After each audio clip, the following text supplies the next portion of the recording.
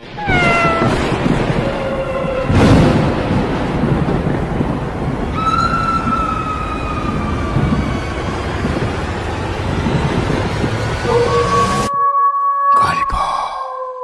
যখন সঙ্গী বানায়।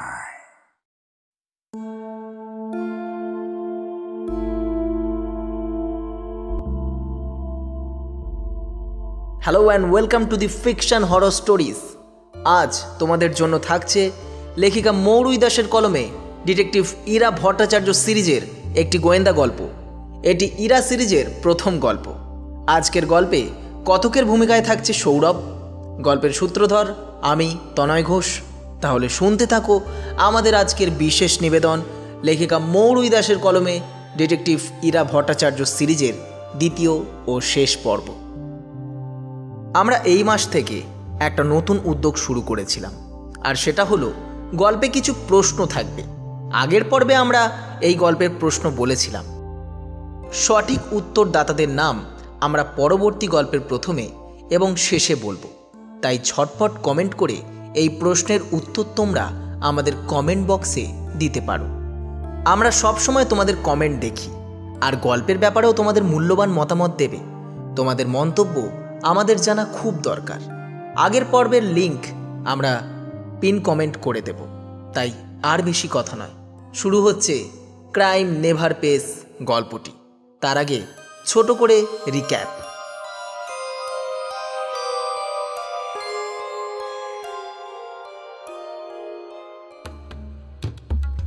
ইরা ভট্টাচার্যের বাবা মলয় ভট্টাচার্য একজন বিল্ডার। নতুন নতুন ফ্ল্যাট, বাড়ি, হোটেল তৈরি করেন। এমনই একদিন কাজ দেখতে উনি পৌঁছন ওনার কাজের জায়গায়। সেখানে গিয়ে দেখেন ওনার কর্মচারীরা মাটি খুঁড়তে গিয়ে একটি স্কুটি আবিষ্কার করেছে। স্কুটি ভালো করে চেক করে তার মধ্যে পাওয়া যায় সলিড কিছু উন্নত মানের হিরে। ব্যাপারটা কাউকে বলতে তিনি মানা করেন।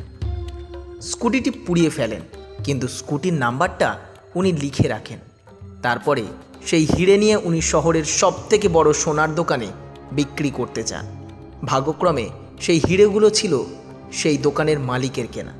6 মাস আগে হিরেগুলো দোকান থেকে চুরি হয়ে গিয়েছিল, তার রিপোর্টও দেখান তিনি। সেই সাথে হিরেগুলো যে উনি কিনেছিলেন তার সমস্ত প্রমাণ দোকানের মালিক পরিমলবাবু পুলিশকে দেখান। মলয়বাবু কিছুই বুঝতে পারেন না ঠিক কী হচ্ছে তার সাথে। পুলিশের ডিউটি পালন করতে আসে মলয়বাবুর হবু জামাই বিক্রম। তিনি কিছু সময়ের জন্য মলয়বাবুর গ্রেপ্তারি আটকে রাখেন। মলয়বাবু এই ব্যাপারে কাউকে কিছুই বলতে চাইছিলেন না, কিন্তু বিক্রম ইরা অর্থাৎ মলয়বাবুর মেয়েকে সমস্ত ঘটনা বলে। ইরা তার বাবাকে নির্দোষ প্রমাণিত করার জন্য কেস হাতে নেয়। সেই কেসের তদন্ত করতে গিয়ে স্কুটিটি কার সেটা জানা যায়। স্কুটিটি অঙ্কিতা ঘোষের। তিনি বলেন পার্লারের বাইরে থেকে স্কুটিটি চুরি হয়েছিল। থানায় তার রিপোর্ট লেখা হয়, কিন্তু স্কুটির কোনো খবর পাওয়া যায়নি। এই কথা যখন ইরা পরিমলবাবুকে বলে, তাতে পরিমলবাবু জানান যে তিনি এই ব্যাপারে কিছুই জানেন না। ইরা জিজ্ঞাসা করে 6 মাস আগে যখন হিরেগুলো চুরি হয়েছিল তখন এমন কোনো ঘটনা ঘটেছিল যা পরিমলবাবুর সন্দেহের বলে মনে হয়েছিল। সেই ঘটনা থেকে পরিমলবাবু জানান সন্দেহের কিছুই তেমন ঘটেনি, কিন্তু একটা ঘটনা ঘটেছিল। তিনি বলেন যে সময়ের এটি ঘটনা তখন তিনি কাজের সূত্রে বাইরে ছিলেন মাসখানেক। তখনই তার গাড়ির ড্রাইভার শ্যামাচরণের মেয়ের ধর্ষণ হয়। মেয়ের খবর জানাজানি হয়ে গেলে শ্যামাচরণ খুবই ভেঙে পড়ে। অসাবধানতায় রাস্তা পার হওয়ার সময় অ্যাক্সিডেন্টে মারা যায়। তারপর তার মেয়েও মারা যায়। ঘটনাটা শুনে ইরার কেন জানি না মনে হয় শ্যামাচরণের স্ত্রী নীলিমার সাথে একবার কথা বলা দরকার। নীলিমার সাথে কথা বলে ইরা জানতে পারে শ্যামাচরণের অ্যাক্সিডেন্ট হয়নি, তাকে খুন করা হয়েছিল। কিন্তু কে করেছিল সেই খুন, আর কেনই বা খুন হতে হয়েছিল শ্যামাচরণকে, সেই সব প্রশ্নের উত্তর জানবো আমরা এই পর্বে।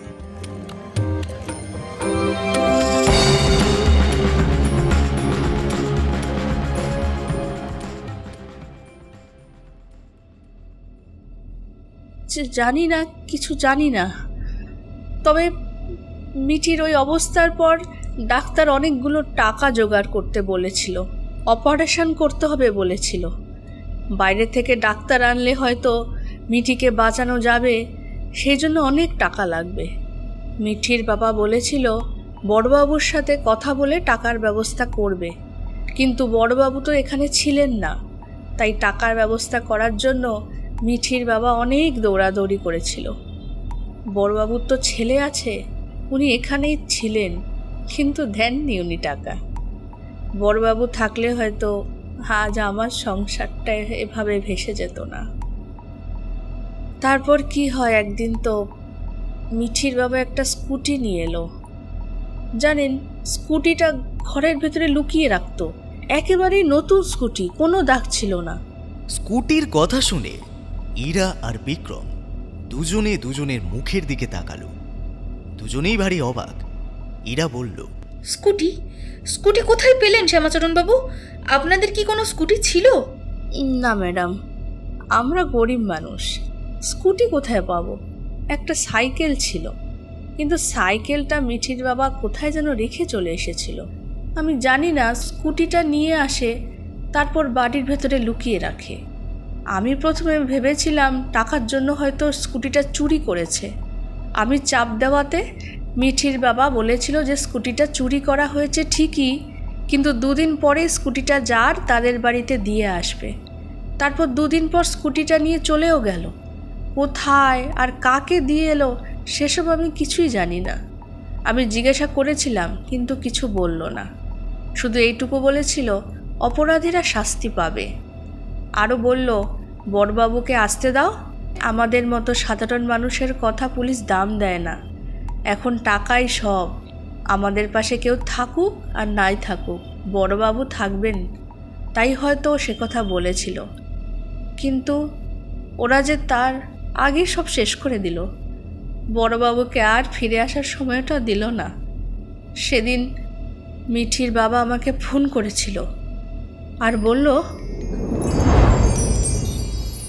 হ্যাঁ, হ্যালো হ্যালো, শুনতে পাচ্ছ? হ্যাঁ বলো, কি হয়েছে? আর তোমার গলাটা এমন শোনাচ্ছে কেন? কোথায় আছো তুমি? আমার কথা তুমি মন দিয়ে শোনো। হ্যাঁ, কি বলছো তুমি?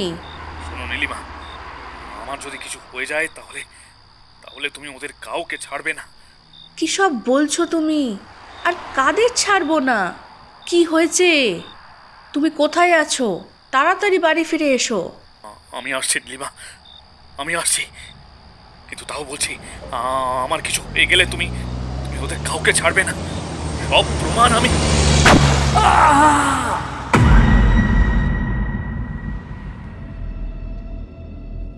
আমি আর ওর কথা শুনতে পাইনি। পরে খবর পেলাম কোনো এক গাড়ির সাথে ধাক্কা লেগে। কথাগুলো বলতে বলতে উনি কান্নায় ভেঙে পড়লেন। এরা কিছুক্ষণ থেমে আবারও জিজ্ঞাসা করল, আচ্ছা নীলিমা দেবী, স্কুটির নাম্বারটা কি আপনার মনে আছে?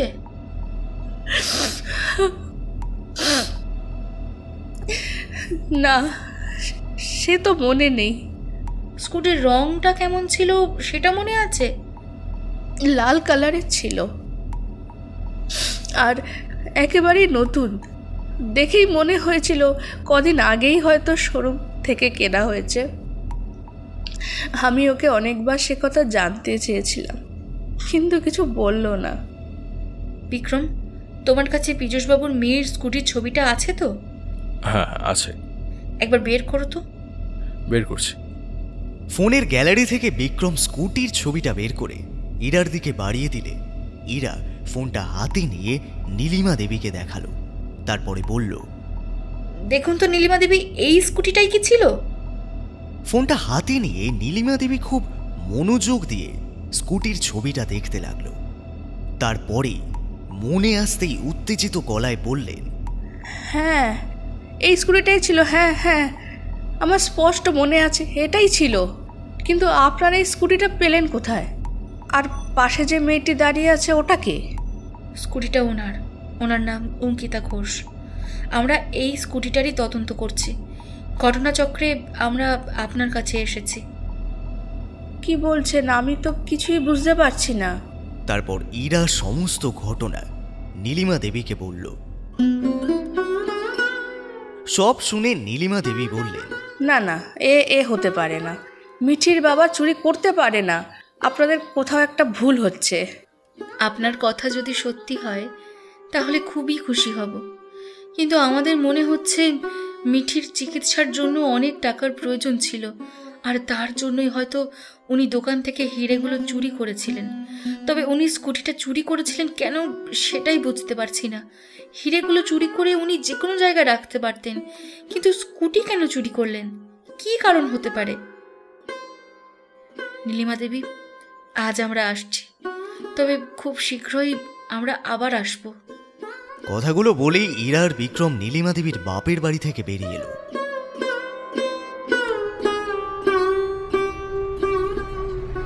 গাড়িতে বসতেই বিক্রম বলে উঠল, ইরা, তোমার এমন কেন মনে হলো যে শ্যামাচরণ বাবুই হিরেগুলো চুরি করেছেন? আর তার তো কোনো প্রমাণ নেই। বিক্রম, কথা সত্যি যে হিরেগুলো শ্যামাচরণ বাবুই চুরি করেছেন, তার কোনো প্রমাণ নেই। কিন্তু তাহলে উনি স্কুটিটা কেন চুরি করলেন? যদি আমরা ধরেও নিই যে স্কুটিটা উনি চুরি করেছিলেন, তাহলে সেই স্কুটির ভেতরে হিরেগুলো এলো কিভাবে? তবে কি এই চুরি অন্য কেউ করেছে? কে করেছে? আর যেই করে থাকুক, সে শ্যামাচরণ বাবুর চুরি করা স্কুটির ভিতরেই হিরেগুলোকে কেন রাখলো? তোমার মনে হচ্ছে না এখানে কোনো একটা রহস্য লুকিয়ে আছে? আমার তো সব মাথার মধ্যে করে ঘেঁটে যাচ্ছে গো, কী যে হচ্ছে সেটা আমি বুঝতে পারছি না। দেখো বিক্রম, আমি ধরেই নিলাম যে শ্যামাচরণ বাবুর মেয়ের অপারেশনের জন্য টাকার প্রয়োজন ছিল, আর সেই টাকাটা জোগাড় করার জন্যই শ্যামাচরণ বাবু স্কুটিটা চুরি করেছিলেন। তাই যদি হবে, তাহলে সেই স্কুটির ভেতরে হিরেগুলো রাখলো কে? আবার হিরেগুলোই যদি উনি চুরি করে থাকেন, তাহলে স্কুটিটা কেন চুরি করলেন? প্রশ্ন আছে বিক্রম, অনেক প্রশ্ন আছে। তুমি বোঝার চেষ্টা করো। নীলিমা দেবী তো বললেন যে স্কুটিটা শ্যামাচরণবাবু এনেছিলেন, তাহলে সেদিক দিয়ে তো আমরা কনফার্ম হলাম যে স্কুটিটা শ্যামাচরণবাবুই চুরি করেছিলেন। তারপর এটাও বললেন যে স্কুটিটা উনি কোথাও একটা দিয়ে এসেছিলেন, কিন্তু কোথায় দিয়ে এসেছিলেন? উনি কি জানতেন স্কুটিটা কার? তাহলে কি জেনে শুনে উনি স্কুটিটা চুরি করেছিলেন? উনি কি অঙ্কিতা আর পীযূষবাবুকে চিনতেন? তবে আমার মনে হয় না চিনতেন, কারণ স্কুটির ছবি যখন আমরা নীলিমা দেবীকে দেখাই, তখন কিন্তু উনি অঙ্কিতাকে চিনতে পারেননি। সেটা ছবি দেখার সাথে সাথেই প্রশ্ন করেছিলেন উনি। হ্যাঁ, সে তো বুঝতেই পারছি। এখনও তো তাহলে অনেক প্রশ্ন, কিন্তু সেই প্রশ্নের উত্তর আমরা কোথায় পাবো? বিক্রম, আমাদের কাছে কিন্তু কোনো ক্লু ছিল না।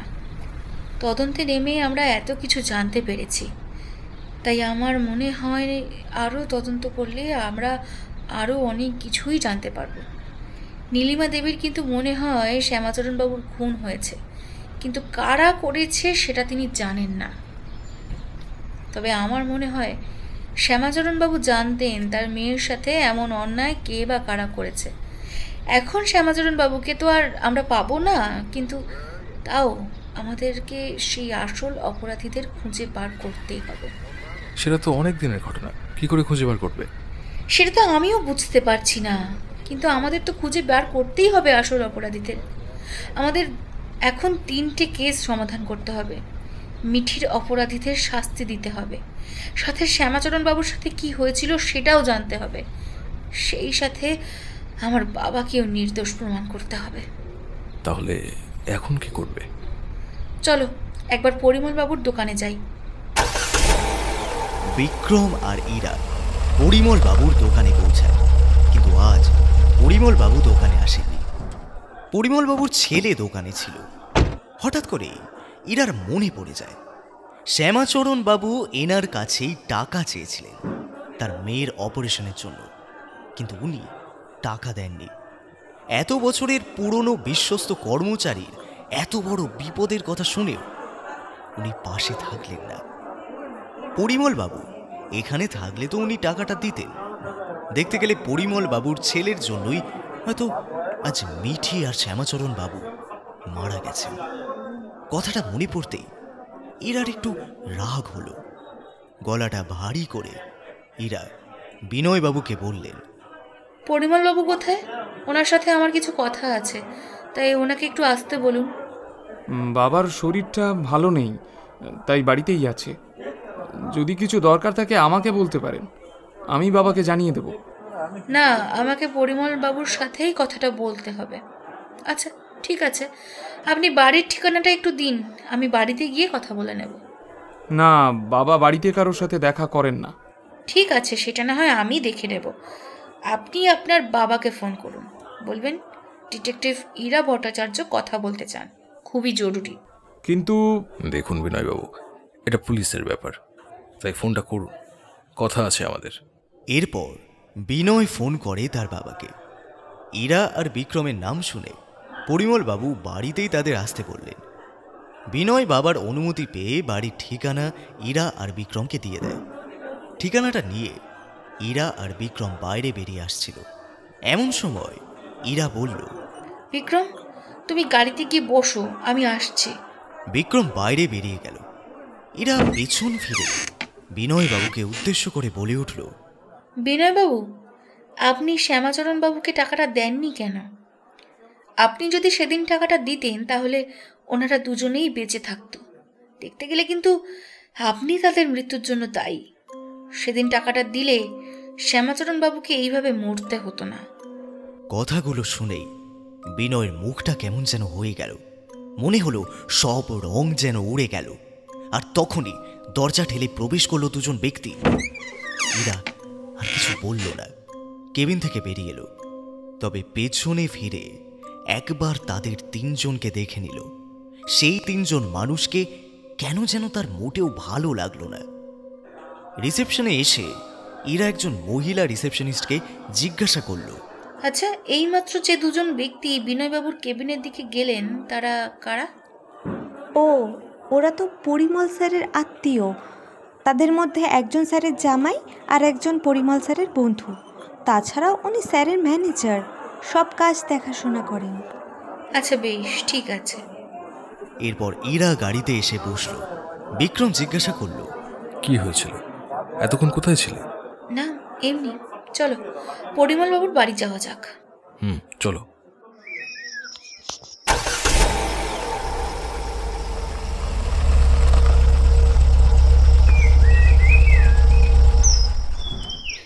পরিমল বাবুর বাড়িতে এলে একজন কাজের লোক ইরা আর বিক্রমকে পরিমল বাবুর ঘরে নিয়ে গেল। উনি বিছানায় বসেছিলেন। সকাল থেকে ওনার প্রেশারটা বেড়েছিল, ডাক্তার দেখে গেছে, তাই আর উনি আজকে দোকানে যাননি। তবে ইরা আর বিক্রম যে তার সাথে জরুরি কথা বলতে চায়, সেই কথা শুনে পরিমল বাবু একটু চিন্তিত হয়ে পড়েন। তাদের দুজনকে দেখে পরিমল বাবু জিজ্ঞাসা করলেন, শুনলাম আপনারা আমার সাথে জরুরি কথা বলতে চেয়েছেন, তা কি কথা বলতে চান? হ্যাঁ, জরুরি তো বটেই, তবে আপনার শরীর এখন কেমন আছে?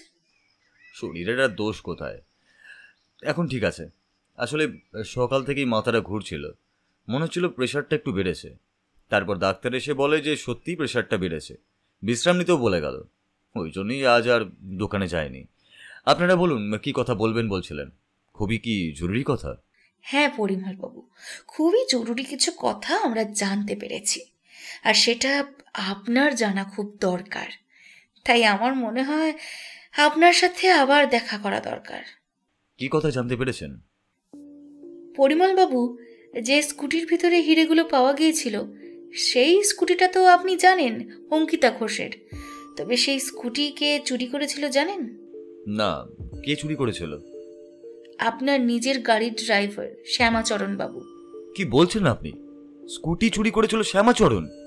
আপনাদের কোথাও ভুল হচ্ছে না তো? না, কারণ ওনার স্ত্রীর সাথে আমরা কথা বলে জানতে পেরেছি শ্যামাচরণ বাবু এই স্কুটিটা বাড়িতে নিয়ে এসেছিলেন একদিন। শ্যামাচরণ বাবু স্ত্রী সে কথা স্বীকার করেছেন। তবে হ্যাঁ, হয়তো উনি বাধ্য হয়েই চুরিটা করেছিলেন, কারণ ওনার মেয়ের অপারেশনের জন্য অনেক টাকা দরকার ছিল, তাই হয়তো উনি চুরিটা করেছিলেন। কিন্তু আপনার ছেলে যদি টাকাটা দিত তাহলে হয়তো এই কাজটা ওনাকে করতে হতো না। উনি তো টাকাটা দেননি, তাই বাধ্যতাই হয়তো মেয়েকে বাঁচানোর জন্য এই চুরিটা করেছিলেন। হ্যাঁ, আমি যখন জানতে পারি যে বিনয় টাকা দেয়নি, তখন আমার খুবই রাগ হয়েছিল। বিনয়কে আমি বকেও ছিলাম, কিন্তু তখন তো আর কিছুই করার ছিল না। কিন্তু পরিমলবাবু, একটা কথা ভাবুন, শ্যামাচরণ বাবু যে স্কুটি চুরি করলেন সেই স্কুটির ভেতরে হিরেগুলো পাওয়া গেল, কিন্তু এটা কিভাবে সম্ভব? আপনি বলতে কি চাইছেন? আমাদের ধারণা শ্যামাচরণ বাবুই হিরেগুলো চুরি করেছিলেন। না না, এটা হতেই পারে না। কিছুতেই শ্যামাচরণ চুরি করতে পারে না। হ্যাঁ, স্কুটির ব্যাপারটা হলে হতে পারে, কিন্তু ও আমার দোকানে চুরি করতে পারে না, এ বিশ্বাস আমার আছে। এ কথা আমাকে ভগবান এসে বললেও আমি বিশ্বাস করব না। আমি খুব ভালো করে চিনি ওকে। শ্যামাচরণ আমার জন্য প্রাণ দিয়ে দিতে পারে, কিন্তু আমার কোনোদিনও ক্ষতি করতে পারে না, এই বিশ্বাস আমার আছে। আর এই বিশ্বাস আমার একদিনে হয়নি। শ্যামাচরণ অনেক বছর ধরে আমার কাছে কাজ করছে, আমি চিনি ওকে। আমি যদি এখানে থাকতাম তাহলে এসব কিছুই হতো না, কিন্তু ভাগ্যের পরিহাস আমাদের মেনে নিতেই হবে। তবে এ কথা আমি মোটেই মানতে পারছি না। কিন্তু পরিমলবাবু, হিরেগুলো ওই স্কুটির মধ্যেই পাওয়া গেছে। আপনার কথা মেনে নিলেও একটা প্রশ্ন থেকেই যাচ্ছে, চুরিটা তবে কে করেছিল? যে চুরি করেছিল সে কি তবে শ্যামাচরণ বাবুকে ফাঁসাতে চেয়েছিল? নীলিমা দেবীর সাথে কথা বলেছি, উনি এইসব কিছুই জানেন না। তবে উনি বলেছেন শ্যামাচরণ বাবুকে কেউ খুন করেছেন। ওই অ্যাক্সিডেন্টটা পরিকল্পনা করে করানো হয়েছিল ওনাকে মারার জন্য। আমাদের ধারণা হয়তো উনি কিছু জানতে পেরেছিলেন। শেষবার উনি ওনার স্ত্রীকে ফোনে কিছু বলতে চেয়েছিলেন, কিন্তু পারেননি। তার আগেই কোনো গাড়ি ওনাকে ধাক্কা দিয়ে মেরে ফেলে। আচ্ছা, মলয়বাবু কি সত্যি এইসবের কিছুই জানেন না? উনি কি সত্যি কথা বলছেন? আপনার কি মনে হয়? তাহলে হিরেগুলো চুরি করলো কে? ইরা আর বিক্রম দুজনের মুখের দিকে তাকালো। তারপর বিক্রম বলল, আমরা ওনার সাথে কথা বলেছি, তবে আমাদের মনে হয়েছে যে উনি সত্যি এসব কিছুই জানেন না। আমাদের একটু সময় দিন, আমরা সত্যিটা খুঁজে বার করবই। এরপর ইরা আর বিক্রম বাড়ি ফিরে আসে। ইরা সমস্ত ঘটনা তার বাবাকে বলে। সব শুনে মলয়বাবু তো খুবই অবাক হন। তিনি ভাবতেই পারেননি এর পিছনে এত কিছু ঘটনা লুকিয়ে থাকতে পারে। ইরা তার বাবাকে বলল, বাবা, তুমি ভাবতেই পারবে না আজকাল কত অপরাধ হচ্ছে। রাস্তায় পড়ে থাকা 100 টাকার নোট কুড়িয়ে নিতে লোক সাহস পায় না। তুমি একটা অজ্ঞাত পরিচয়হীন স্কুটির ভেতর থেকে হিরে পেলে আর ভাবলে হিরেগুলো তুমি হজম করে ফেলবে। এর থেকে তুমি এটা নিশ্চয়ই বুঝতে পারছো যে কখন কোথায় কিভাবে বিপদ আসবে সেটা কেউ বলতে পারে না। তাই অন্যের জিনিস নেওয়ার আগে 10 বার ভাববে, কারণ তুমি জিনিসটা নিলেই হয়তো ফেঁসে যেতে পারো। তুমি জানোই না সেই ঘটনার ব্যাপারে। এবার মনে থাকবে তো আমার কথা? হ্যাঁ, মনে থাকবে। তাহলে এখন কি হবে? আমার কি জেল হয়ে যাবে? হিরেগুলো কে চুরি করেছিল সেটা তো এখনো জানা যায়নি। জানা যায়নি সেটা জানি, কিন্তু জানতে হবে। এত কিছু ঘটনা যে হীরের গল্পের পেছনে ছিল সেটাই তো জানতাম না, কিন্তু সেগুলো তো জানতে পেরেছি। তাই হিরেগুলো কে চুরি করেছিল সেটাও জানতে পারবো। আর একটু সময় লাগবে। 7 দিনের সময় ছিল আমাদের কাছে, তার 3 দিন কেটে গেছে। হাতে আছে এখনো বাকি 4 দিন। এরই মধ্যে আমাদের সমস্ত ঘটনা জানতে হবে। বিক্রম, তুমি একবার আমার ঘরে আসবে, কিছু কথা আছে। তারপর বিক্রম ইরার ঘরে যায়। ইরা বলে, বিক্রম, শ্যামাচরণ বাবুর সাথে কি হয়েছিল সেটা আমাদের জানতেই হবে। তাই ওই কেস হিস্ট্রিটা খুঁজে বের করো। থানায় রিপোর্ট থাকবেই, একটু খোঁজ নাও। কোন গাড়ির সাথে ধাক্কা লেগেছিল সেটা জানতে পারলে খুব ভালো হবে। আর চিপের ব্যাপারেও খোঁজ নাও। আচ্ছা, আমি খবর নিচ্ছি। বিক্রম চলে যাওয়ার কিছুক্ষণ পর ফোন করে বলে, ইরা, কোন গাড়ির সাথে শ্যামাচরণ বাবুর ধাক্কা লেগেছিল সেটা জানা যায়নি, কারণ যে জায়গা থেকে শ্যামাচরণ বাবুকে উদ্ধার করা হয়েছিল সেটা কোনো সিসিটিভি ক্যামেরার আন্ডারে ছিল না। তাই নীলিমা দেবী আগেও বলেছিলেন যে ওনার স্বামীকে কেউ খুন করেছে, ইচ্ছে করে গাড়ি থেকে ধাক্কা দিয়েছে। সেই জন্যই পুলিশ তদন্ত করেছিল। পোস্টমর্টম রিপোর্ট অনুযায়ী যে সময়ে শ্যামাচরণ বাবুর মৃত্যু হয়েছিল সেই সময়ে যে গাড়িগুলো ওই রাস্তা দিয়ে পার হয়েছিল তাদের চালকদের ডেকে পাঠানো হয়েছিল। ওই রাস্তার শুরুতে আর শেষে সিসিটিভি ক্যামেরা লাগানো ছিল, তাদের সব গাড়ি দেখা যায়। আচ্ছা, তারপর? তারা সবাই বলে যে তারা কেউই ধাক্কা মারেনি, কিন্তু তাদের মুখের কথাই তো আর পুলিশ বিশ্বাস করবে না। এই জন্য যে যে নাম্বারের গাড়িগুলো সেই রাস্তা দিয়ে পার হয়েছিল সেই সব গাড়িগুলো খুব ভালো করে চেক করে পুলিশ। তবে গাড়িগুলো সম্পূর্ণ অক্ষত অবস্থায় ছিল, কোনো ধাক্কা লাগেনি, কোনো আঘাতের চিহ্নও ছিল না। এটা কিভাবে হতে পারে? গাড়ির সাথে ধাক্কা লেগেছিল, এটা তো কনফার্ম। হ্যাঁ, কারণ শ্যামাচরণ বাবুর শরীরে যেসব আঘাতের চিহ্ন ছিল তাতে কনফার্ম কোনো বড় গাড়ির সাথে ওনার ধাক্কা লেগেছিল। যেমন কোনো লরির সাথে ধাক্কা লাগলে যে অবস্থা হবে ঠিক তেমনই। তাও আবার দুইবার, একবার ধাক্কা মারে, তারপর সম্পূর্ণ গাড়ি ওনার শরীরের ওপরে চলে গিয়েছিল, বলতে পারো পুরোপুরি একবার পিষেই গিয়েছিল। ইস, কি মর্মান্তিক! এতে তো স্পষ্ট শ্যামাচরণ বাবুকে খুন করা হয়েছিল। পুলিশ কিছু করেনি? পুলিশ বুঝতে পারলেই তো আর সব হবে না, প্রমাণ লাগবে। কোর্টে তো অপরাধীদের শাস্তি দেওয়ার জন্য শুধুমাত্র পোস্টমর্টম রিপোর্ট যথেষ্ট নয়। পুলিশ বড় গাড়ি চেক করেছিল, সেই সাথে অন্যান্য গাড়িগুলোও চেক করেছিল। গাড়ির গায়ে কোনো আঘাতের চিহ্ন ছিল না। তাহলে পুলিশ কিভাবে প্রমাণ করবে? তাই তো কেস আর এগোয়নি। আচ্ছা বেশ, তুমি আরেকবার সেই চালকদের ডাকার ব্যবস্থা করো। আমি আরেকবার তাদের সাথে কথা বলে দেখতে চাই। কিন্তু কেন? আগে তাদের ডাকো, আমি তারপর বলবো। ঠিক আছে, আমাকে বিকেল পর্যন্ত সময় দাও, ব্যবস্থা করে দিচ্ছি আমি। আর চিপের খবর কি? ওটা অলমোস্ট হয়েই এসেছে, আর একটু সময় লাগবে, তারপর আমি তোমাকে সেন্ড করে দেবো। ঠিক আছে। এরপর বিকেল বেলায় ইরা থানায় যায়।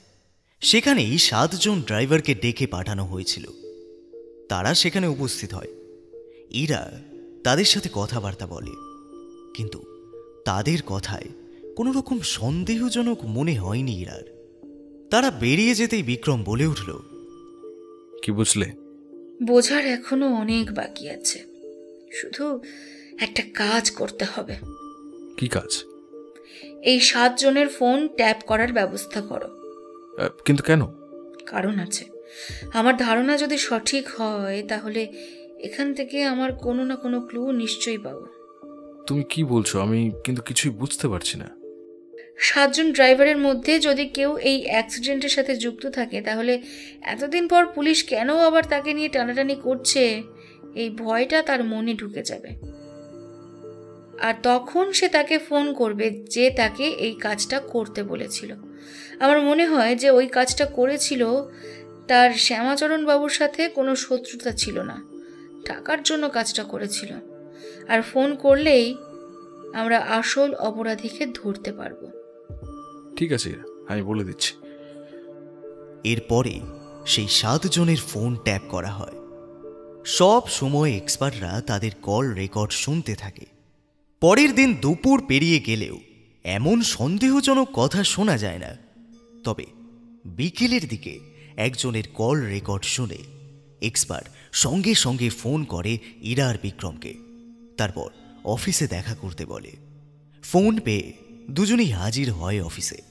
একজন অফিসার কল রেকর্ডটা চালু করলেন। তাতে শোনা গেল, দেখুন স্যার, আপনি টাকা দিয়েছিলেন, আমি তার কাজ করে দিয়েছিলাম। এতদিন পর আবার পুলিশ আমাকে ডেকেছে, তার মানে তাদের কাছে কিছু প্রমাণ নিশ্চয়ই আছে, না হলে তারা আবার আমাকে কেন ডাকবে?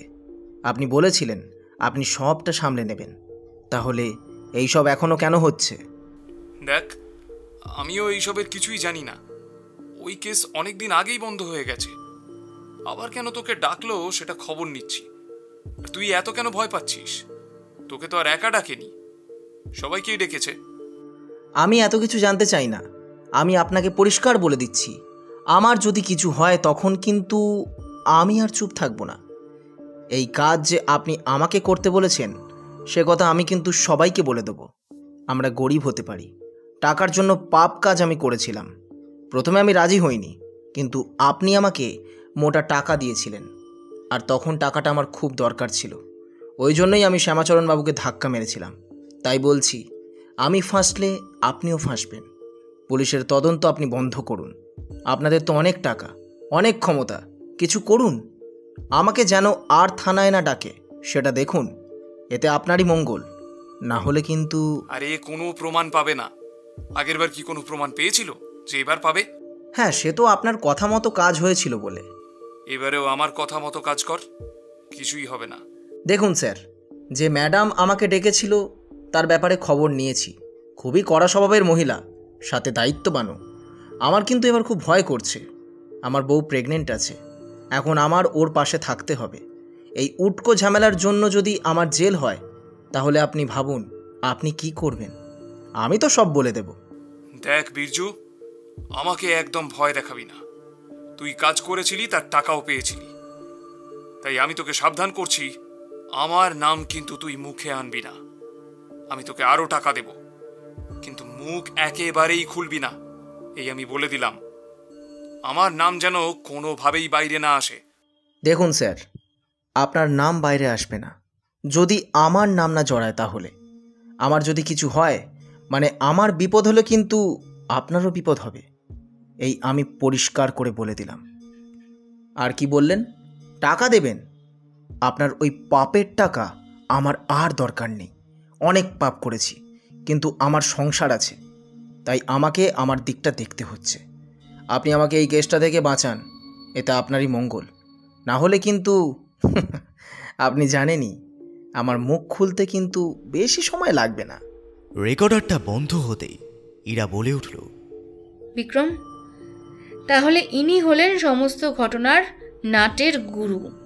চলো, ওনাকে তো হাতে নাতে ধরতে হবে। 3-4 জন কনস্টেবলকেও সাথে নিয়ে চলো, এক্ষুনি ওনাকে গ্রেফতার করতে হবে। উনি শ্যামাচরণ বাবুকে মারার জন্য কেন লোক লাগিয়েছিলেন সেটা জানতে হবে। ইরা আর বিক্রম পুলিশের কয়েকজন কনস্টেবলকে নিয়ে বেরিয়ে পড়ল। গাড়িতে যেতে যেতে ইরা বলল, 1 মিনিট, আমাদের আরেকটা জায়গা যেতে হবে। কোথায়? বলছি। এরপর তারা একটা জায়গায় যায়। সেখান থেকে একজনকে তুলে নিয়ে তারপর সোজা গেল পরিমল বাবুর দোকানে। আজ সেখানে পরিমল বাবু আছেন। ইরা আর বিক্রমকে সাথে আরও 4-5 জন কনস্টেবলকে দেখে বললেন, কি ব্যাপার ম্যাডাম, আজ আপনারা এইভাবে দলবল নিয়ে এসেছেন? রহস্যের সমাধান করতে পেরেছি। তাই নাকি? তা কি পেলেন? আপনার ছেলে কোথায়? আজ ওনাকে দেখছি না। আসেনি নাকি আজকে? কেন বলুন তো, বিনয়ের খোঁজ করছেন কেন? কি ব্যাপার? সব বলবো পরিমল বাবু, শুধু একটু অপেক্ষা করুন। বিনয় বাবু কোথায় সেটা আগে বলুন। ও আসবে এক্ষুনি, কিন্তু কি হয়েছে আমাকে বলুন। আমি কি ওকে ফোন করব? না না, তার দরকার নেই, আমরা অপেক্ষা করছি। আপনি বরং আপনার ফোনটা আমাকে দিন। কেন? দেখুন, তদন্তের খাতিরে আমি এটা করছি, আপনার ভয় নেই, রিল্যাক্সে থাকুন। পরিমল বাবুর ফোনটা ইরার হাতে দিলেন। তারপর সবাই ওনার কেবিনেই অপেক্ষা করতে লাগলেন। বেশ কিছুক্ষণ পর বিনয় বাবুর সাথে পরিমল বাবুর বন্ধু শেখর আর জামাই সুজিত এলেন। পুলিশ দেখে একটু ঘাবড়ে গেলেন, তাও যথাসম্ভব নিজেদের স্বাভাবিক রেখে বিনয় জিজ্ঞাসা করল, কি হয়েছে বাবা? আজ পুলিশ কেন দোকানে? কি হয়েছে? হিরেগুলো কি পাওয়া গেল? প্রমাণ হয়েছে? বিনয় বাবু, হীরের ব্যাপারে কথা আমরা পরে বলবো, আগে আপনার ব্যাপারে কথা বলবো। আমার ব্যাপারে? আমার ব্যাপারে আপনারা কি কথা বলবেন? আমি কি করেছি? একদম বলছি, আপনি কি করেছেন। এরপর বিনয় বাবু আর পরিমল বাবু দুজনে দুজনের দিকে তাকিয়ে রইলেন। পরিমল বাবু কিছুই বুঝতে পারছেন না। তখনই ইরা কল রেকর্ডারটা চালু করল, যেটা পুলিশের লোক রেকর্ড করেছিল। সেই কথা শুনে পরিমল বাবু প্রশ্নবোধক দৃষ্টিতে বিনয় বাবুর দিকে তাকালেন। বিনয় বাবু মাথা নাড়িয়ে না বোঝানোর চেষ্টা করলেন। তখনই ইরা বলল, এসবের মানে কি বিনয় বাবু? আপনি কি বলতে চাইছিলেন বীরজুকে? পরিমল বাবু, আপনি কল রেকর্ডটা শুনে নিশ্চয়ই বুঝতে পারছেন যে বিনয় বাবুর কথাতেই বীরজু শ্যামাচরণ বাবুকে ধাক্কা দিয়েছিল। শ্যামাচরণ বাবুর মৃত্যুটা স্বাভাবিক ছিল না, সেটা একেবারে পরিকল্পিত ছিল, সেটা নিশ্চয়ই আপনি বুঝতে পারছেন। এবার আপনি কি বলবেন? না না, এটা মিথ্যা কথা, এটা পুরোটাই মিথ্যা কথা। আমি এসব কিছুই করিনি। আর এই আওয়াজটা আমার না, এটা আপনারা প্ল্যান করে করছেন যাতে আমাকে ফাঁসাতে পারেন, তাই না? আমি বুঝতে পারছি এইসব আপনাদের প্ল্যান। বাবা বাবা, তুমি আমায় বিশ্বাস করো, আমি এমন কিছু কাজ করিনি। বিনয়বাবু, আমরা জানি আপনি এইসব সহজে মেনে নেবেন না, তার জন্য আমাদের কাছে প্রমাণ আছে।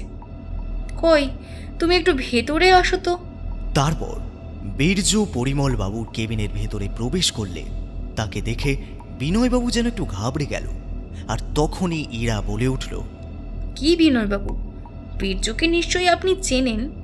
বীর্যকে আপনি টাকা দিয়ে শ্যামাচরণ বাবুকে খুন করতে বলেছিলেন, তাই তো? দেখুন বিনয়বাবু, আর মিথ্যা কথা বলে আপনার কোনো লাভ হবে না। সবটাই আমরা জানতে পেরেছি। তাই বলছি, আপনি আমাদের কাছে সমস্ত কিছু স্বীকার করে নিন, আর সময় নষ্ট করবেন না। এবারে বলুন তো, আপনি কেন শ্যামাচরণ বাবুকে খুন করলেন? কি অপরাধ করেছিলেন উনি, যার জন্য ওনাকে মারতে হলো? না না, আমি ওনাকে মারিনি। আমি এসব কিচ্ছু জানি না। আমাকে ফাঁসানোর চেষ্টা করা হচ্ছে। আমি বলছি তো আমি এসব কিছু জানি না। আচ্ছা বীরজু, তাহলে তুমি সত্যি কথাটা বলো। হ্যাঁ ম্যাডাম, আসলে উনি আমাকে একটা মোটা অঙ্কের টাকা দিয়েছিলেন। আমি ওনার হয়ে আগেও টুকটাক কাজ করতাম, কিন্তু সেগুলো খুবই সামান্য। উনি আমাকে একদিন ফোন করে বললেন একটা কাজ করতে হবে, যার জন্য আমাকে টাকা দেবেন। কিন্তু কাজটা কি সেটা জানার জন্য আমি ওনাকে প্রশ্ন করেছিলাম। তখন উনি আমাকে বলেন যে শ্যামাচরণ বাবুকে খুন করতে হবে। আমি প্রথমে রাজি হইনি, কিন্তু তখন আমার টাকাটা খুব দরকার ছিল। আসলে আমার বাবার হার্টের অপারেশন ছিল, তার জন্য অনেক টাকা দরকার পড়েছিল। তখন আমি তাই সেই কাজটা করেছিলাম। বুঝতে পারলেন তো পরিমল বাবু, শ্যামাচরণ বাবুকে খুন করা হয়েছিল, আর সেই খুনটা আপনার ছেলেই করিয়েছিল। কিন্তু আমি বুঝতে পারছি না উনি শ্যামাচরণ বাবুকে খুনটা করালেন কেন, কি কারণ ছিল, সেটা কি বলবেন বিনয় বাবু? দেখুন ম্যাডাম, আপনি আমাকে ফাঁসাতে চাইছেন, কিন্তু আমি বলছি তো আমি এসব কিছু করিনি। বিনয় বাবু, আমাদের কাছে কিন্তু কল রেকর্ড আছে, সেটা এক্সপার্ট দিয়ে পরীক্ষা করালেই কিন্তু আপনি ধরা পড়ে যাবেন। আর এটাও প্রমাণিত হয়ে যাবে যে ওই ভয়েসটা আপনারই। তাই অযথা কেন মিথ্যে কথা বলছেন? আপনি কেন শ্যামাচরণ বাবুকে খুন করালেন সেটা বলুন আমাদের। আচ্ছা বীরজু, শ্যামাচরণ বাবুর মৃতদেহটা যেখানে পড়েছিল সেখানে কোনো ক্যামেরা লাগানো ছিল না, তবে ওই রাস্তার শুরুতে এবং শেষে যে সিসিটিভি ক্যামেরা লাগানো ছিল সেটা দেখেই আমরা গাড়িগুলোকে আইডেন্টিফাই করেছিলাম। পোস্টমর্টেম রিপোর্ট অনুযায়ী শ্যামাচরণ বাবুর যখন মৃত্যু হয়েছিল তার 1 ঘন্টা আগে ও পরের ফুটেজ আমরা সংগ্রহ করি। রাত তখন অনেকটাই, তাই বেশি গাড়ি যায়নি। সেই গাড়িগুলো যখন পুলিশ পরীক্ষা করে তখন কোনো তথ্য পুলিশ পায়নি। কেন, সেটার কারণ কি? আসলে ম্যাডাম, সেই বুদ্ধিটা বিনয়বাবুই আমাকে আগেই দিয়েছিলেন। যে গাড়ি শ্যামাচরণ বাবুকে ধাক্কা দিয়েছিল সেই গাড়ি পুলিশ কোনোদিন দেখেনি। তার কারণ সেই গাড়ির নাম্বার প্লেট বদলে দেওয়া হয়েছিল। আপনারা তো নাম্বার প্লেট দেখেই গাড়িটা আইডেন্টিফাই করেছিলেন, আর সেই নাম্বার প্লেটটাই বদলে দেওয়া হয়েছিল যাতে পুলিশ কোনো রকম প্রমাণ না পায়। গাড়িটা কি এখনো আছে? হ্যাঁ ম্যাডাম, গাড়িটা এখনও আছে, তবে সেটা মোহাম্মদ ভাইয়ের গ্যারেজে আছে। বিনয়বাবু জানেন গাড়িটা আমি নষ্ট করে ফেলেছি, কিন্তু আমি নষ্ট করিনি। আজও সেই লরি গ্যারেজে পড়ে আছে। আপনারা ওখান থেকে লরিটা সংগ্রহ করতে পারেন। বিনয়বাবু, প্রমাণ তো সব হয়েই গেল, তাহলে আর মিথ্যে কথা কেন বলছেন? বলুন, বলে ফেলুন এবার আপনি কেন শ্যামাচরণ বাবুকে খুনটা করলেন, কি অন্যায় করেছিলেন উনি? দেখুন, আর বাঁচার কোনো উপায় নেই, সেটা বুঝতেই পারছেন। সত্যিটা বলুন আমাদের।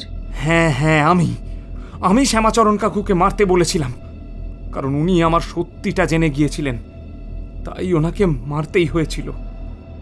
কোন সত্যি কথা বলছেন আপনি? কি জানতে পেরেছিলেন শ্যামাচরণ বাবু? কি হলো বলুন, কি জানতে পেরেছিলেন শ্যামাচরণ বাবু যার জন্য ওনাকে নিজের প্রাণটা খোয়াতে হলো? বলুন আপনি।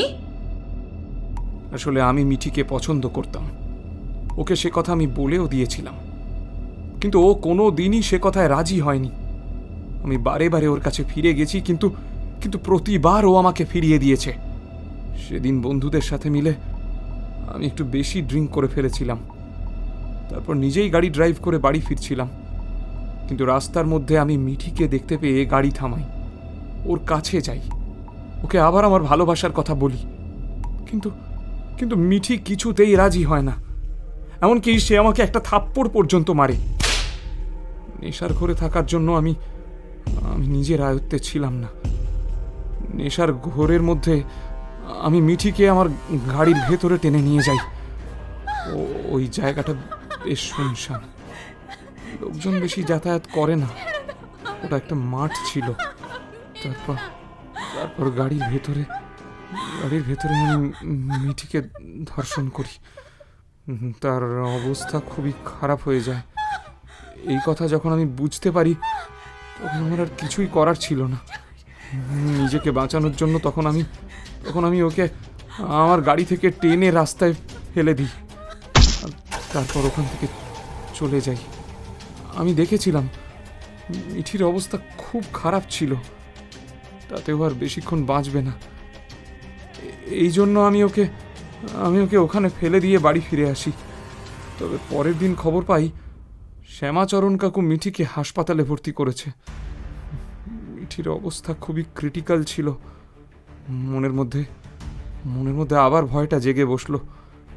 ভাবলাম মিঠি যদি সুস্থ হয়ে সবাইকে সবটা বলে দেয় তখন আমার কি হবে।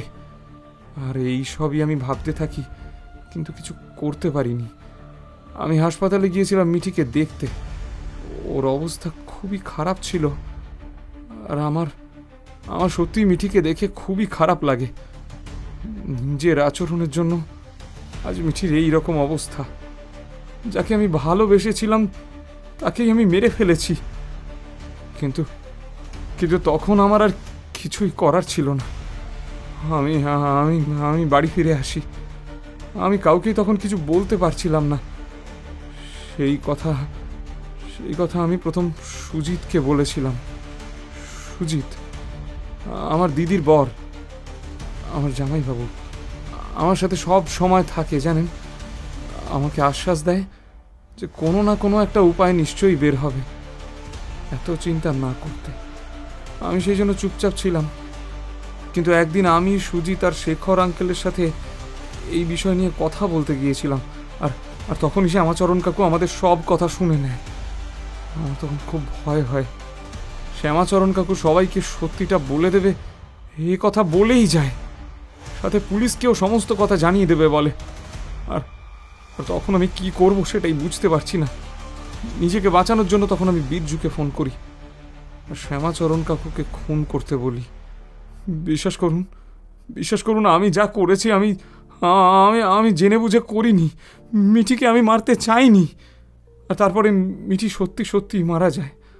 আমি মন থেকে ভীষণ ভেঙে পড়েছিলাম, কিন্তু পরে সুজিত আমাকে সামলে নেয়। তবে মিঠির সাথে এত বড় অন্যায়টা করার জন্য আমি আজও মনের মধ্যে প্রতিনিয়ত গিল্টি ফিল করি। পুলিশ বিনয়বাবুর সমস্ত কিছু কথা রেকর্ড করলেন, আর তারপর বিনয়বাবুকে পুলিশে নিয়ে যায়, সঙ্গে বীরজুকেও। পরিমলবাবু তার ছেলের এত বড় অন্যায় মেনে নিতে পারেননি, তাই তো তিনি আর কোনো কথা বললেন না। ইরা আর বিক্রম থানায় ফিরে আসে। বিক্রম বলে, ইরা, মিঠির সাথে কে অন্যায় করেছিল সেটা তো জানা গেল, শ্যামাচরণ বাবুকে কে খুন করতে বলেছিল সেটাও জানা গেল, কিন্তু হীরের ব্যাপারটা এখনো পর্যন্ত পরিষ্কার হলো না। সেটা কি করবে? পরিমলবাবু যে সমস্ত কাগজ আমাদের দিয়েছিলেন সেগুলোর তদন্ত করে দেখা গিয়েছে যে সত্যিই হিরেগুলো পরিমলবাবুই কিনেছিলেন। তাহলে কি এবার আঙ্কেলকে আমরা গ্রেফতার করব? কারণ আইনের চোখে সবাই কিন্তু সমান, সেটা তো তুমিও জানো। অন্যায়টা আঙ্কেল করেছেন, তাই আমি তোমার কাছেই জানতে চাইছি এবার আমরা কি করব। দেখো বিক্রম, তুমি ঠিকই বলেছ, আইনের কাছে সবাই সমান। সেখানে বাবা অপরাধ করে থাকলে বাবাও শাস্তি পাবে, আর সেটা হলো বাবা পুলিশকে না জানিয়ে হিরেগুলো নিজের করে বিক্রি করতে চেয়েছিল। এটা একটা অন্যায়, এর জন্য বাবা শাস্তি পাবে। কিন্তু আমি যখন জানি বাবা চুরি করেনি, তখন আমি কি করে বাবাকে চোরের অপবাদে অ্যারেস্ট করি? আমাদের কাছে আরও 2 দিন সময় আছে, আর এই 2 দিনের মধ্যে আমাদের আসল চোরকে খুঁজে বের করতেই হবে। জানি না এটা কিভাবে সম্ভব হবে, কিন্তু আমাদের হাল ছাড়লে চলবে না। সময়ের আগে আমি কিছুতেই হার মানব না বিক্রম। তোমার এই ডেডিকেশন আমার খুব ভালো লাগে। ঠিক আছে, 2 দিন আরো অপেক্ষা করে দেখা যাক। তুমি দেখো কি করতে পারো। আমার যদি কোনো রকম সাহায্য তোমার দরকার হয় আমি করব, আমি তোমাকে সাহায্য করব। আমি জানি বিক্রম, তুমি সব সময় আমার পাশে থাকবে। আচ্ছা, ওই চিপটা কি এখনো অ্যানালাইসিস করা যায়নি? ওই চিপটার মধ্যে কি ছিল সেটা জানতে পারলে খুব উপকার হতো। যেহেতু ওই চিপটা পাওয়া গেছে ওই হিরেগুলোর সাথে, তাই চিপের মধ্যে কিছু না কিছু তো ছিলই। এরা আমি চিপের ব্যাপারে যেটুকু খবর পেয়েছি এখনো পর্যন্ত, তাতে হলো চিপটার মধ্যে 3 জন মানুষ রয়েছে। ভিডিওটা বড়ই অস্পষ্ট, মানুষের মুখগুলো একেবারেই চেনা যাচ্ছে না, কথাগুলো প্রায় কেটে কেটে গিয়েছে, কিছুই বোঝা যাচ্ছে না সেরকম। পারলে তুমিও ভিডিওর ক্লিপটা একবার দেখো, যদি তুমি কিছু আন্দাজ করতে পারো তাহলে তো খুবই ভালো হয়। আর এমন সময় বিক্রমের ফোনটা বেজে উঠল। ফোন রিসিভ করতে ওপাশে কেউ একজন ব্যক্তি বলে উঠল, স্যার, আপনি আমায় যে চিপটা দিয়েছিলেন সেটা সম্পূর্ণভাবে রিকভার করা যায়নি, তবে যতটা পেরেছি চেষ্টা করেছি। ভিডিওর মধ্যে যে ব্যক্তিগুলো ছিল তাদের মুখ অস্পষ্ট ছিল, সেগুলো কিছুটা হলেও স্পষ্ট করতে পেরেছি, যেন বোঝা যায়। আর কথাগুলো সম্পূর্ণ শোনা যাচ্ছে না, কেটে কেটে আছে। জানি না আপনাদের কোনো কাজে লাগবে কিনা, যদি বলেন তো আমি ওই ভিডিও ক্লিপটা আপনার মেলে পাঠিয়ে দিচ্ছি, আপনি একটু চেক করে নিন। আচ্ছা বেশ রাহুল, তুমি পাঠিয়ে দাও ভিডিওটা, আমি দেখে তোমাকে জানাচ্ছি। তুমি যে এতটা করতে পেরেছো এটাই অনেক। ঠিক আছে। কিছুক্ষণ পরে বিক্রমের ইমেল আইডিতে একটা মেল এলো। বিক্রম মেলটা ওপেন করল। ভিডিওটা এখনো স্পষ্ট নয়, কথাগুলো সব নেই, কেটে কেটে যাচ্ছে। ইরা আর বিক্রম দুজনেই ল্যাপটপে স্ক্রিনের দিকে তাকিয়ে রইল। সেখানে দেখা গেল 2 জন ব্যক্তি একটা ঘরের মধ্যে কথা বলছে। প্রথমে তাদের দেখে ইরা আর বিক্রম চিনতে পারছিল না, তবে ভালো করে দেখার পর ইরা বলে উঠল, বিক্রম, এদের দুজনকেই তো আমরা দেখেছি পরিমল বাবুর অফিসে। তাদের মধ্যে একজন ওনার জামাই আর একজন বন্ধু কাম ম্যানেজারও বটে, কিন্তু তাদের কথা কে রেকর্ড করেছিল আর কেনই বা করেছিল? তাদের কথাগুলো স্পষ্ট নয়। আচ্ছা, পরিমল বাবুর জামাইয়ের নাম তো সুজিত, আর ওই ম্যানেজারের নাম যেন ঠিক কি মনে পড়ছে না, কি যেন নাম? শেখর বসু। হ্যাঁ, মনে পড়েছে, শেখর। আচ্ছা, ওনারা তো কথা বলছেন, কিন্তু ভিডিওটা কে করেছে বলো তো, তাও আবার এত লুকিয়ে? কিন্তু তারা কি এমন কথা বলছে যার জন্য ভিডিও করতে হয়েছে? তুমি ভিডিওটা চালু করো তো আবার। ভিডিওর মধ্যে একটা জায়গায় বলছে, আঙ্কেল, আমাদের প্ল্যানটা কিন্তু বাইরে আনা যাবে না, সেটা কেউ জানতে পারলে কিন্তু আমাদের বিপদ। জানি, চুরিটা যে আমরা করতে বলেছি সেটা কেউ জানবে না, এমনকি বিনয়ও না। কিন্তু শ্যামাচরণ কাকু যদি বলে দেন তখন? যেন না বলে তার ব্যবস্থা করতে হবে। আর এর মধ্যেই দেখা যায় ভিডিওর মধ্যে আরও একজন ব্যক্তি প্রবেশ করল। সে আর কেউ না, বিনয় বাবু। তাকে দেখে সুজিত আর শেখর বাবু যেন একটু ঘাবড়ে গেলেন। দুজনে দুজনের মুখের দিকে তাকালো। তারপর বিনয় বলল, সুজিতদা, আঙ্কেল, মিঠির ব্যাপারটা যদি সবাই জেনে যায় তখন আমার কি হবে? আরে কিছু জানতে পারবে না, তুমি একদম রিল্যাক্সে থাকো, আমরা আছি তো, আমরা ঠিক দেখে নেব। আর এমন সময় দেখা গেল ভিডিওটা নড়ে উঠল। মনে হলো যে ভিডিও করছিল সে হাতে ফোনটা নিয়ে ভিডিওটা চালু রেখেই ঘরের মধ্যে প্রবেশ করল। তারপর বলল, আমি তোমাদের সমস্ত প্ল্যানের পর্দা ফাঁস করব, সবাইকে সবকিছু বলে দেব। দেখি তোমরা এবার কিভাবে বাঁচতে পারো। গলার স্বরটা ইরা আর বিক্রম বুঝতে পারল না সেটা কার, তবে এটা বুঝতে পারল যে হিরেগুলো কে চুরি করেছিল আর কাদের কথায়। ইরা আর বিক্রম তখনই পুলিশ ফোর্স নিয়ে পরিমল বাবুর দোকানে গেল। সন্ধে তখন নেমে এসেছে, কিন্তু সেখানে পরিমল বাবু বা শেখর বাবু বা সুজিত বাবু কাউকেই আর খুঁজে পেল না। রিসেপশনে খবর নিয়ে জানতে পারলেন সবাই পরিমল বাবুর বাড়িতে আছে। ইরা আর বিক্রম পুলিশ ফোর্স নিয়ে পরিমল বাবুর বাড়িতে হাজির হলো। আবার পুলিশ দেখে পরিমল বাবু জিজ্ঞাসা করল, কি হয়েছে? আপনারা আবার আমার বাড়িতে কেন এসেছেন? বিনয়কে তো অ্যারেস্ট করেছেন, আবার কি হলো? হ্যাঁ পরিমল বাবু, মিঠির সাথে যে অন্যায় করেছিল সে শাস্তি পেয়েছে, কিন্তু যে কারণে এই কেসটা আবার রিওপেন হয়েছিল সেই কেসের সমাধান এখনো হয়নি। আমি বলতে চাইছি, হিরেগুলো কে চুরি করেছিল সেটা এখনো পর্যন্ত জানা যায়নি, আর সেটাই জানাতে আমরা এখানে এসেছি। কে চুরি করেছিল হিরেগুলো? বলুন আমাকে, বলুন কে চুরি করেছিল? বিনয়? না পরিমলবাবু, বিনয়বাবু এসবের ব্যাপারে কিছুই জানেন না। উনি একটাই অপরাধ করেছেন, আর সেটা হলো মিঠির সাথে অন্যায় করেছেন। আর সেই অন্যায়টা ঢাকতেই উনি শ্যামাচরণ বাবুকে খুন করার লোক পাঠিয়েছিলেন। তবে হিরেটা অন্য কেউ চুরি করেছিল, বলতে পারেন চুরি করতে বলা হয়েছিল। এখন আমরা সে কথাই বলবো। তারপর ইরা আর বিক্রম ল্যাপটপের মধ্যে ভিডিও ক্লিপটা চালু করে। ভিডিও ক্লিপটা সম্পূর্ণ শুনে পরিমল বাবু শেখর আর সুজিতের দিকে তাকায়। শেখর বাবু আর সুজিত দুজনেই ঘাবড়ে যায়। তারা বুঝতেই পারে না আসলে কি হচ্ছে। তাদের যে কোনো ভিডিও করা হয়েছিল সেটাই তো তারা জানে না। তাদের ভিডিওটা দেখানো হলো। দেখার সঙ্গে সঙ্গে তারা বলল, এসব কি? আপনি কোত্থেকে পেলেন এই ভিডিও?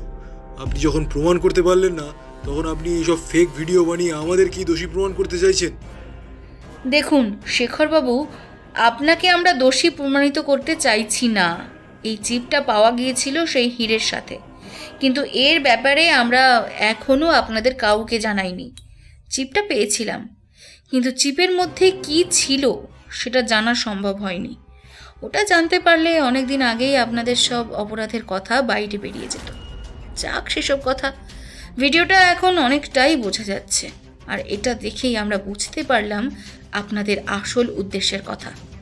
দেখুন, ভিডিওর সমস্ত কথা কিন্তু স্পষ্ট নয়, তবে যেটুকু রিকভার করা গেছে তাতে কিন্তু সবটা বোঝা না গেলেও এটা বোঝা যাচ্ছে যে আপনারাই হিরেগুলো চুরি করতে বলেছিলেন শ্যামাচরণ বাবুকে। কিন্তু সেই হিরে শ্যামাচরণ বাবুর চুরি করা স্কুটির ভেতরে কিভাবে পাওয়া গেল সেটাই জানতে আমরা এখন এসেছি। আপনারা যদি সত্যি কথাটা বলে দেন তাহলে আমাদের খাটনিটা একটু কম হবে। না হলে তো জানেন সত্যি কথা বের করতে আমরা খুব ভালোভাবেই পারি। তাই আপনারা বলুন কিভাবে হিরেগুলো চুরি করেছিলেন। মিথ্যে কথা বলে আর তো কোনো লাভ নেই। এই ভিডিওটা দেখিয়ে আমরা সহজেই প্রমাণিত করে দিতে পারবো যে হিরেগুলো আপনারা চুরি করেছিলেন। তাই ভালোই ভালোই বলছি, না হলে একটা প্রবাদ আছে জানেন তো, বাঘের ছুলে 18 ঘা আর পুলিশের ছুলে 36 ঘা। জানেন নিশ্চয়ই। তাহলে খামোখা নিজেদের কষ্ট কেন দেবেন বলুন তো? এটা স্বীকার করে নিন, এটাই আপনাদের মঙ্গল। কি হলো বলুন সত্যিটা, না আমাদের ফর্মুলা প্রয়োগ করব? ইরার কথা শুনে সুজিত বলতে শুরু করলেন, আসলে মিঠিকে যে বিনয় ধর্ষণ করেছিল সে কথা আমরা জানতাম। আর তারপরে শ্যামাচরণবাবু বিনয়ের কাছে এসেছিল টাকা চাইতে। আমি বিনয়কে বলে সেই টাকা দিতে বারণ করেছিলাম, কারণ আমি বিনয়কে বুঝিয়েছিলাম যে টাকাটা যদি শ্যামাচরণবাবুকে সে দিয়ে দেয় তাহলে মিঠি সুস্থ হয়ে যেতে পারে, আর মিঠি সুস্থ হয়ে গেলে সবাইকে সবটা বলে দেবে। এতে বিনয়েরই বিপদ হবে। বিনয় আমার কথা বুঝে শুনে শ্যামাচরণবাবুকে টাকাটা দেয়নি। এতে আমাদেরই খুব সুবিধা হয়েছিল। আমি আর শেখর আঙ্কেল একটা প্ল্যান করেছিলাম যাতে লাঠি ভাঙবে না আর সাপও মরবে। কীরকম প্ল্যান? এটাই যে শ্যামাচরণবাবুকে আমরা বাধ্য করেছিলাম হিরেগুলো চুরি করার জন্য। বাবার কেবিনে কোথায় কি রাখা থাকে সেটা আমাদের থেকেও শ্যামাচরণবাবু খুব ভালো করেই জানতো। তাই শ্যামাচরণবাবুকে আমরা বাধ্য করেছিলাম হিরেগুলো চুরি করার জন্য। আমরা বলেছিলাম যে টাকা আমরা দেব তার বদলে বাবার কেবিন থেকে হিরেগুলো চুরি করে তিনি আমাদের দেবেন। আমরা সেই হিসেবে ক্যামেরা অচল করে দিয়েছিলাম যাতে কোনো প্রমাণ না থাকে।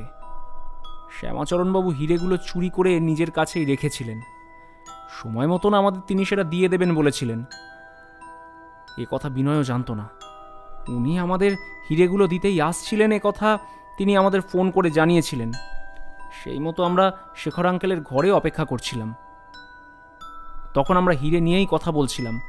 এমন সময় কোথা থেকে বিনয় এসে হাজির হলো। আমাদের তখন টেনশন হয়, শ্যামাচরণবাবু এসে যদি আমাদের এখানে দেখে নেন। সাথে আর একটা ভয়ও ছিল, শ্যামাচরণবাবু যদি সবটা জেনে যান তাহলে তো ঘোর বিপদ। শেখর আঙ্কেলকে ইশারায় বোঝানোর চেষ্টা করলাম যে বিনয়কে এখান থেকে বিদায় করতে হবে শ্যামাচরণবাবু আসার আগেই। শেখর আঙ্কেল তাই বিনয়কে সেখান থেকে যাওয়ার কথা বলতেই যাচ্ছিল, এমন সময় শ্যামাচরণবাবু ঘরের মধ্যে প্রবেশ করলেন। আর তারপর উনি বললেন, সকলের আসল চেহারাগুলো আমি সবার সামনে আনবো। প্রয়োজন পড়লে আমি পুলিশকেও জানাবো। এ কথা বলেই উনি বাইরে বেরিয়ে গেলেন। আমরা কি করব বুঝতে পারছিলাম না। তখন শেখর আঙ্কেলের ড্রাইভারকে শ্যামাচরণবাবুর পিছু নিতে বললাম।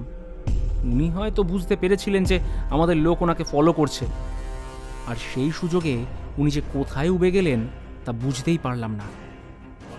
এই ঘটনাটা কখন ঘটেছিল? ওই তো সকালের দিকে। সময় মনে আছে? সময় মনে নেই, তবে দুপুর হয়নি এটাই মনে আছে। তারপর কি হলো? তারপর আমাদের লোক শ্যামাচরণবাবুর ওপর নজর রেখেছিল। আমরা ওনার বাড়িতে গিয়ে খুন করে আসতে পারতাম, কিন্তু সেটা করলে শ্যামাচরণবাবু যে খুন হয়েছে সেটা প্রমাণিত হয়ে যাবে, আবার পুলিশ তদন্ত করবে। তাই ভেবেছিলাম যে শ্যামাচরণবাবুকে এমনভাবে মারতে হবে যেন মনে হয় উনি অ্যাক্সিডেন্টে মারা গেছেন। সেই মতো সেদিন রাতেই আমরা অন্য লোককে দিয়ে ফোন করাই, আর তাকে বলতে বলি যে ওনার মেয়ের অবস্থা ভালো নেই, তাড়াতাড়ি হাসপাতালে আসতে হবে। সে কথা শুনে উনি চলে আসেন, তবে রাস্তায় আসতে আসতেই উনি বুঝতে পেরেছিলেন যে ওনাকে কেউ ফলো করছে। তারপর ফাঁকা রাস্তা দেখে মির্জু ওনাকে ধাক্কা মারে। এতে আমাদের কাজ হয়ে যায়। হিরেগুলো কারা চুরি করতে বলেছিল সেটা সারা জীবনের মতো ধামাচাপা পড়ে যায়। তবে আফসোস একটাই যে হিরেগুলো আমরা পাইনি। আমার মনে হচ্ছে আপনাদের হাত থেকে বাঁচার জন্য উনি প্রথম দিন স্কুটি চুরি করেছিলেন, তারপর স্কুটির মধ্যেই হিরেগুলো রেখেছিলেন, আর এই ভিডিওটা উনিই করেছিলেন আপনাদের শাস্তি দেওয়ার জন্য। উনি হয়তো বুঝতে পেরেছিলেন যে ওনার মৃত্যুর সম্ভাবনা আছে, তাই তো সময় মতো স্কুটিটা উনি এমন জায়গায় রেখে এসেছিলেন তার কোনো খবর কেউ কোনোদিন জানতেই পারবে না। সত্যি মলয়বাবু যদি সেই স্কুটিটা উদ্ধার না করতেন তাহলে এত ষড়যন্ত্র আমাদের সামনে কোনো দিনই আসতো না, আর অপরাধীরাও শাস্তিও পেত না। একটা কথা আছে জানেন তো শেখরবাবু, ক্রাইম নেভার পেজ, অর্থাৎ অপরাধ করে শেষ পর্যন্ত কেউই লাভবান হয় না। অপরাধের পথ অনুসরণ করলে শেষ পর্যন্ত শাস্তি বা খারাপ ফল ভোগ করতেই হবে। অপরাধ করার পর তার ফলস্বরূপ শাস্তি, ক্ষতি বা অনুশোচনা অনিবার্য। অপরাধীরা হয়তো সাময়িকভাবে লাভবান হতে পারে, কিন্তু শেষ পর্যন্ত তাদের এই কাজের জন্য মূল্য চোকাতে হয়। সুজিত বাবু আর শেখর বাবুকে গ্রেফতার করা হয়। পরিমল বাবু একেবারে ভেঙে পড়ে।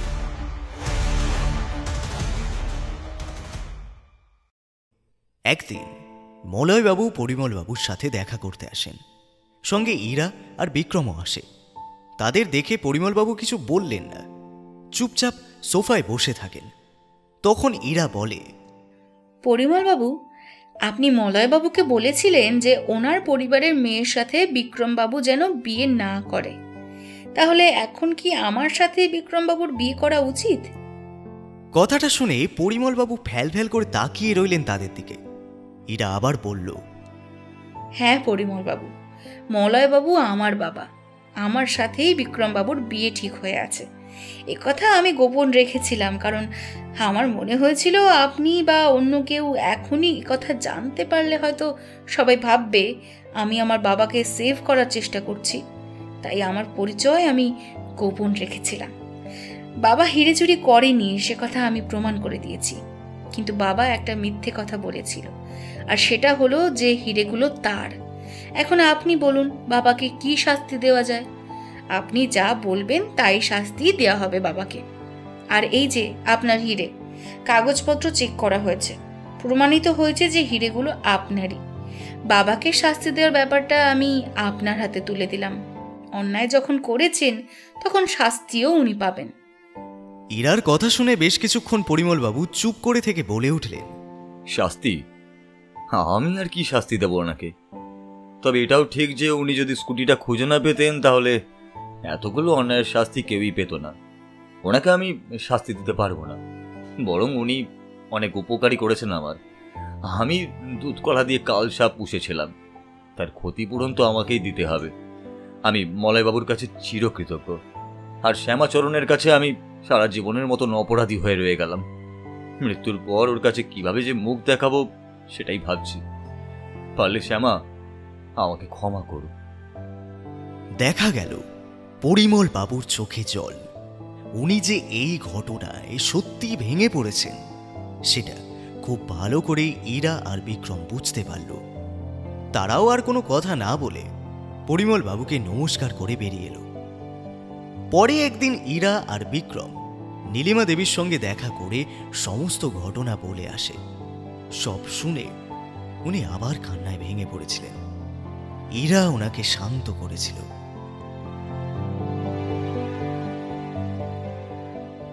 এতক্ষণ শুনছিলে তোমরা লেখিকা মৌরুই দাসের কলমে ক্রাইম নেভার পেস গল্পটির দ্বিতীয় ও শেষ পর্ব।